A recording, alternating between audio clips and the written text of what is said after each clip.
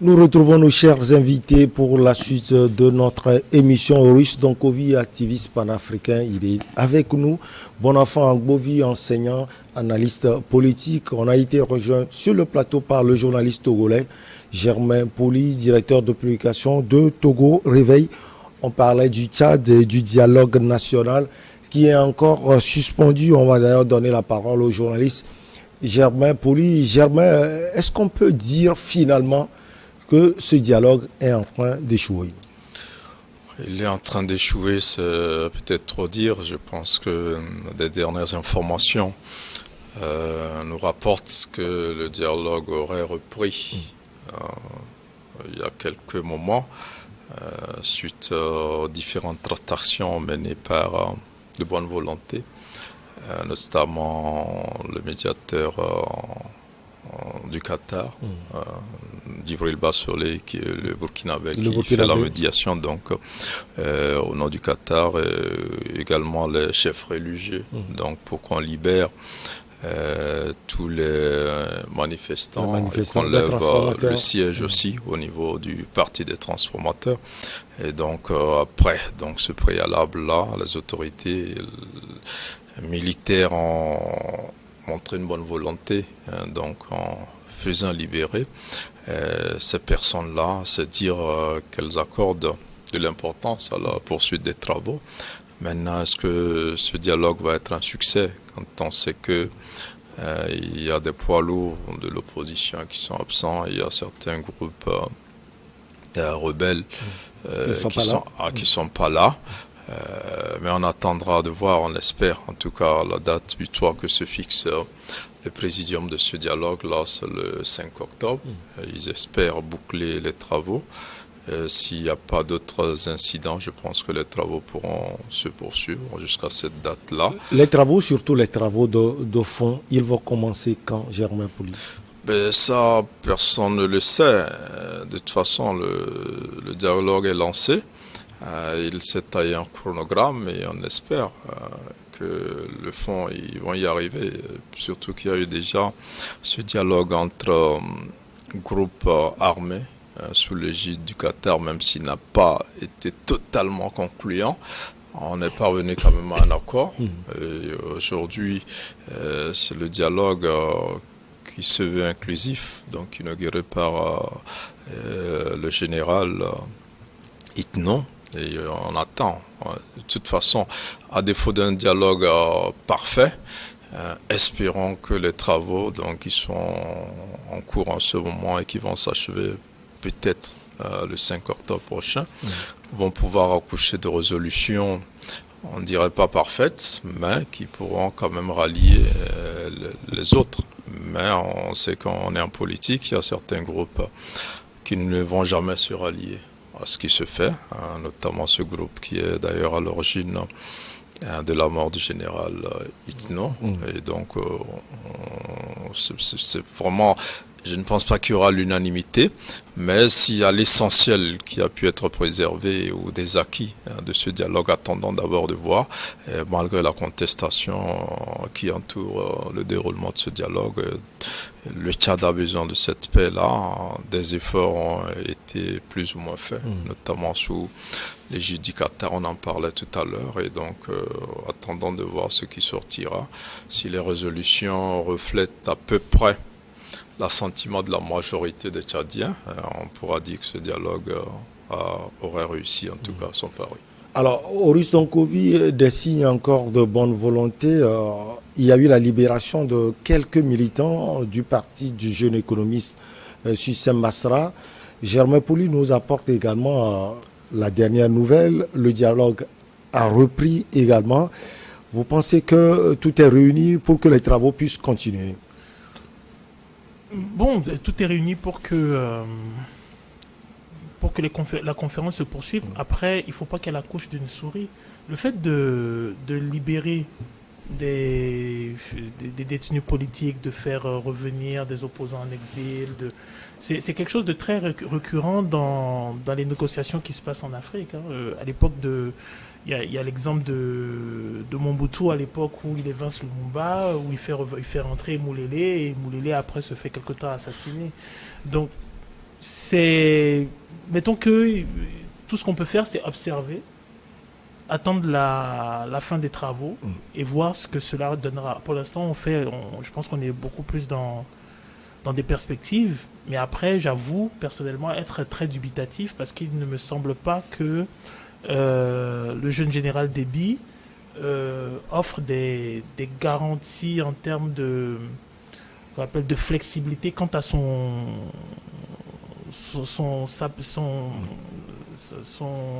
sa prise de pouvoir. C'est-à-dire on a vraiment l'impression qu'il se situe dans quelque chose de continuel. Quand je pense la majorité des Tchadiens souhaitent quelque chose qui tende un peu plus vers l'alternance. On avait déjà parlé de ce groupe de sages. À côté, il y a également des médiateurs. Germain tout à l'heure a parlé de l'ancien ministre des Affaires étrangères du Burkina Faso, Djibril Bassolé également. Ils ont pour mandat d'aller parler à ces groupes qui sont toujours réticents, à Ouakitama, aux transformateurs également. Tout est peut-être mis en place pour que ceux qui, pour le moment, ne participent pas à ce dialogue puissent venir participer à cela. Bon, bien, moi, c'est un pays africain, comme je viens de le dire.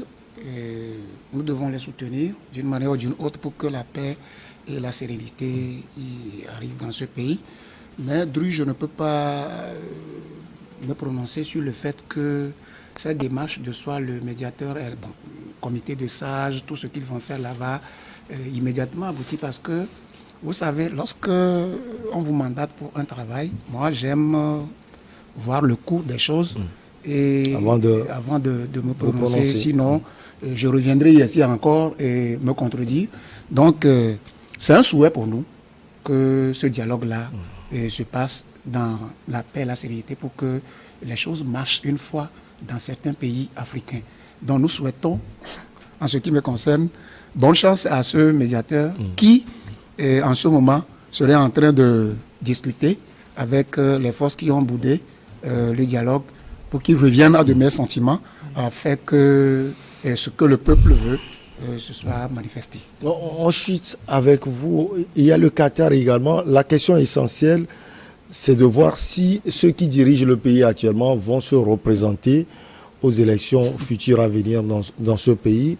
Il y a la question aussi de peut-être prolonger la transition de 18 mois, puisque c'était également écrit. C'est ça qui divise.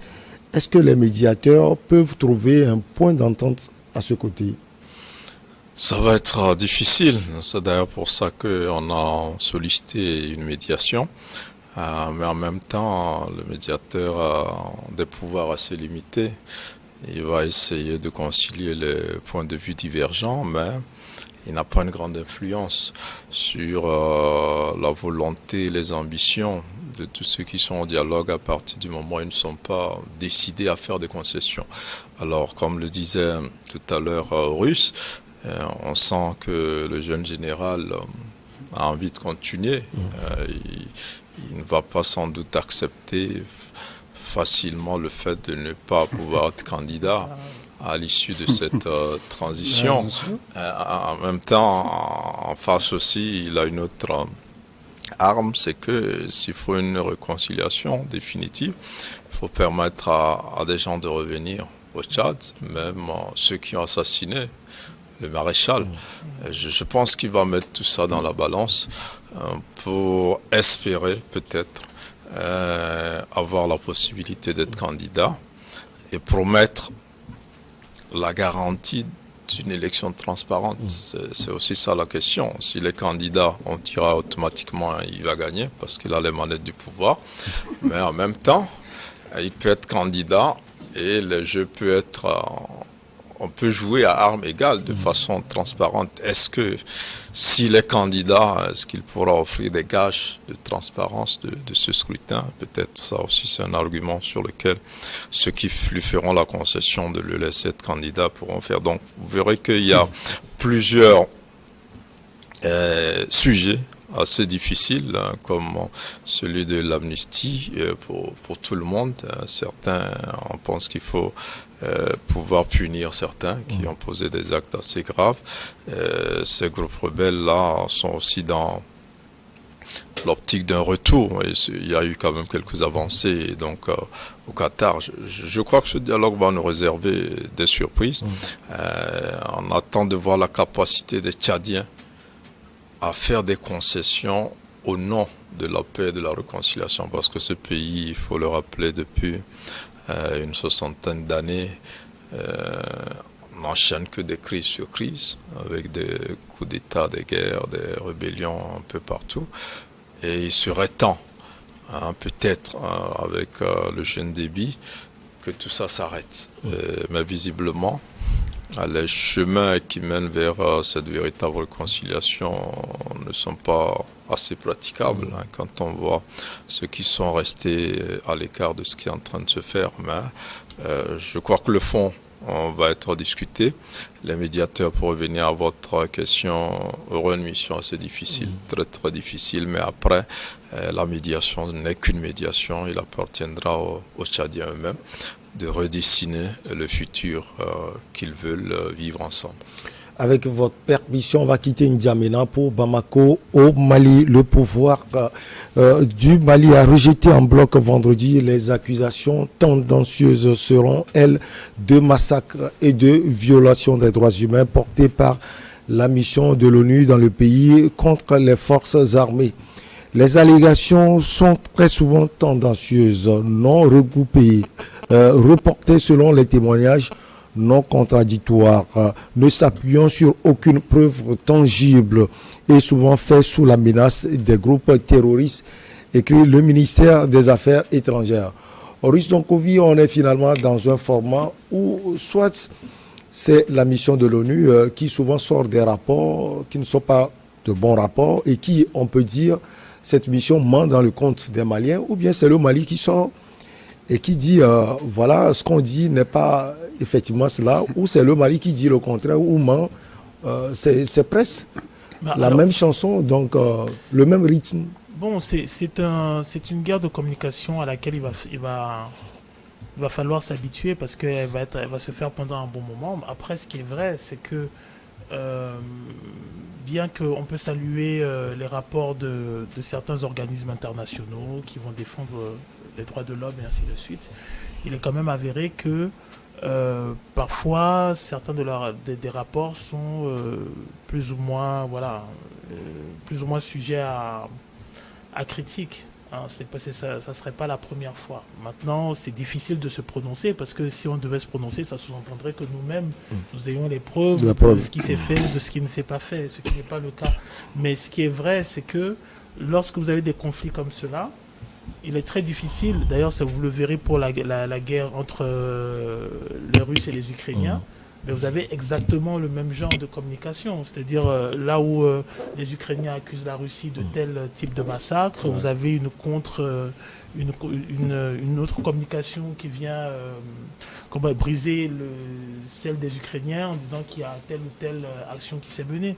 Vous remarquerez pour le Mali que actuellement on a une communication qui vient préciser des actes des forces maliennes et de leurs alliés étrangers, alors qu'il y a quelques semaines, c'est le Mali qui, lui, attaquait certaines puissances occidentales quant à leur compromission dans l'aide attribuée aux rebelles.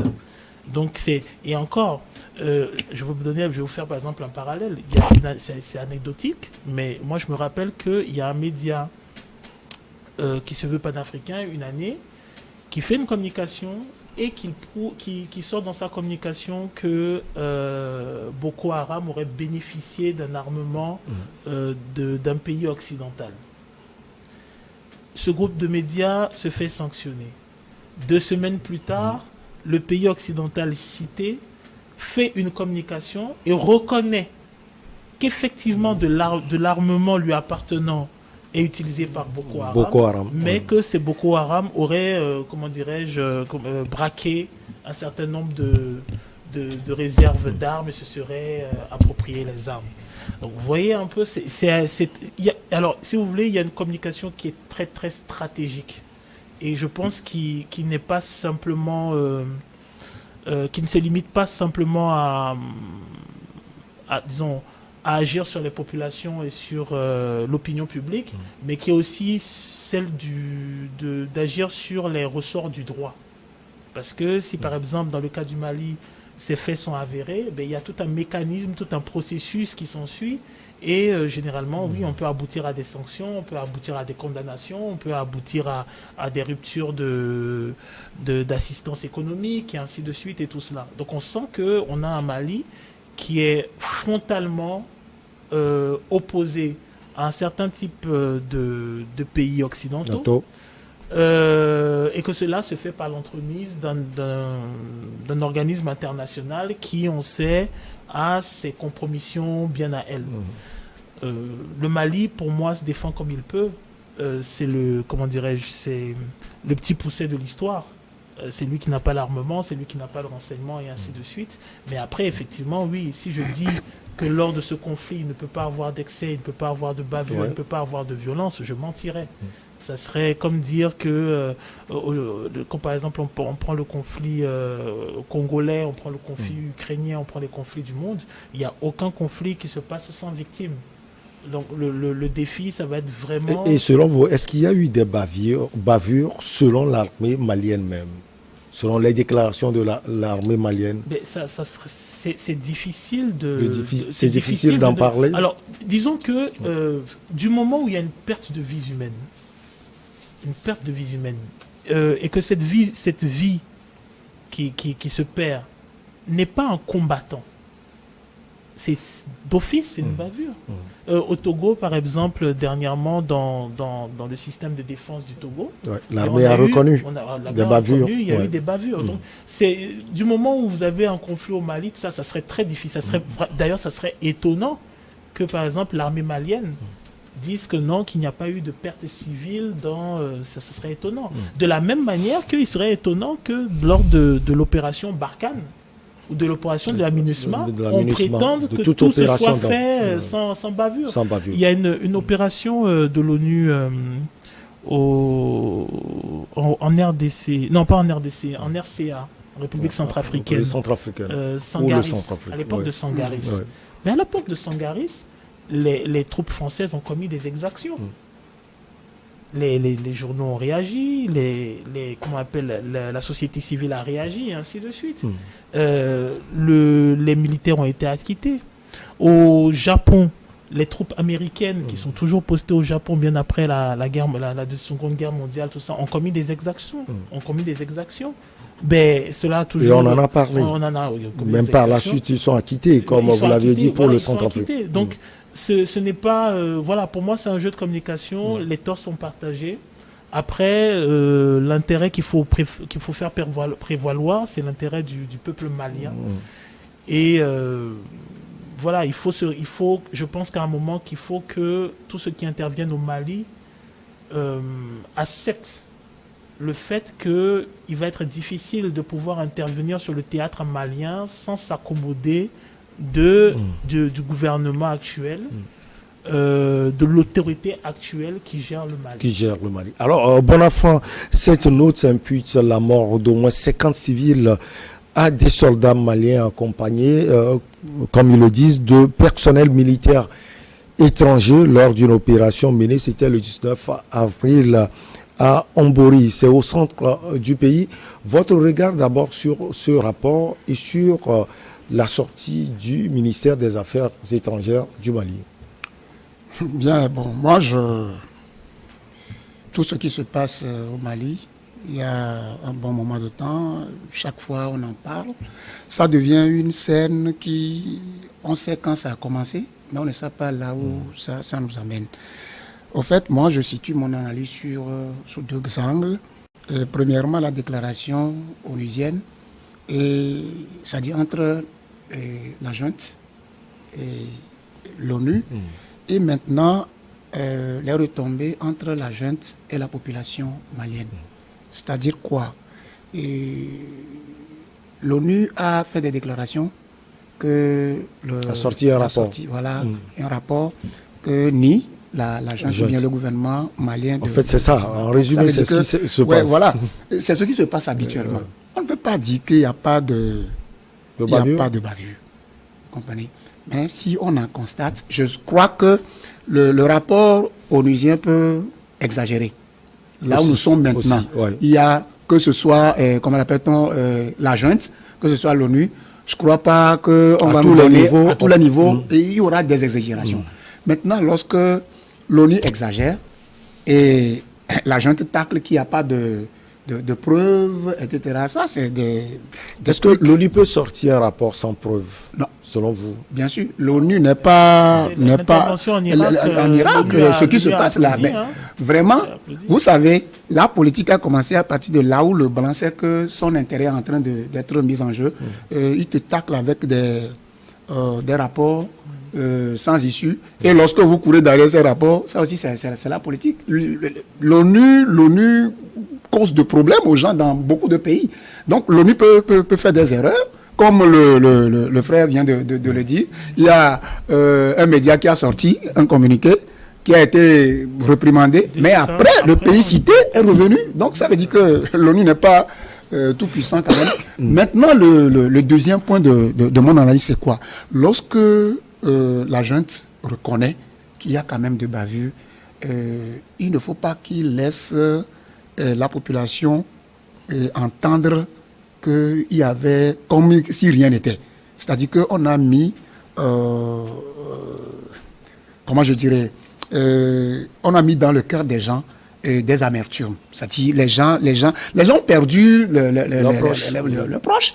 Donc, la population n'est pas tellement sûre de ce que la junte est en train de faire. Donc, ce que je croirais que la junte allait faire, c'est reconnaître quelque chose comme le Togo l'avait fait, mais ne pas se il faut quand même reconnaître la chose et voilà, maintenant, présenter des excuses, des condoléances aux familles pleurées. Donc ça donne au moins le courage qu'ils ont reconnu quelque chose. Mais tacler l'ONU, vous avez l'impression que la junte plutôt donne le sentiment qu'elle fait un travail impeccable, sans bavure, depuis le début.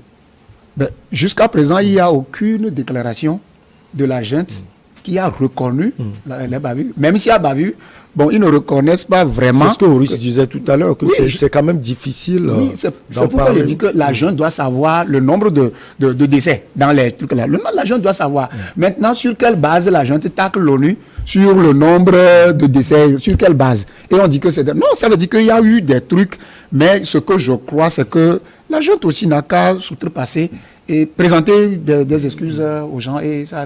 Maintenant, on reviendrait pour voir ce qu'on doit faire pour tacler de manière nationale et le nombre de l'ONU. Sinon, tout le monde jette de choses sur l'autre. Et ce que tu dis, c'est pas ça. C'est comme... Ça dit, ça tourne autour de quelque chose qui ne dit pas son nom. Donc, on doit passer ça et aller en avant. Alors, ces incriminations ont pour objectif de ternir l'image du pouvoir de Bamako et jeter du discrédit sur ce qui se fait par les FAMA. C'est encore une sortie du ministère des Affaires étrangères. Germain Pouli, même question à vous. Regard sur le rapport et ensuite sur la sortie du ministère.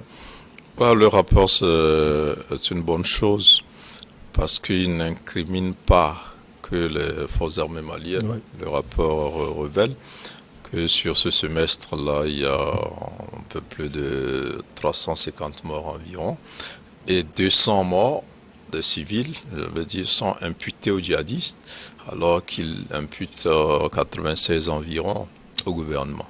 Bon, alors le gouvernement a pris juste sa part. Il ne semble pas reconnaître, on comprend la situation des autorités parce que au même moment que le Mali saisit la même ONU pour dire qu'il faut qu'il porte plainte contre la France qui soutient les djihadistes, c'est la même ONU maintenant qui sort un rapport qui l'accable. Donc pour le Mali, c'est que l'ONU se penche du côté de la France, surtout que ce rapport semble aussi reprendre en grande partie certaines révélations faites par la France à travers certaines images. Après le retrait de la force Barkhane, on a semblé dire, d'abord, les Maliens semblaient dire que les Français ont laissé un charnier derrière eux. Les Français aussi ont contre-attaqué en montrant des images où ils montraient un peu ces soldats étrangers dont on parle aux côtés des forces maliennes qui auraient finalement commis ces exactions-là. Et donc, pour le Mali, l'ONU a repris une bonne partie de ces révélations françaises et ça ne contribue qu'à mettre la junte en difficulté face déjà aux Maliens qui sont derrière elle et face à la communauté internationale qu'elle tente de convaincre aussi par rapport à la nouvelle donne. Donc c'est un peu la position du Mali.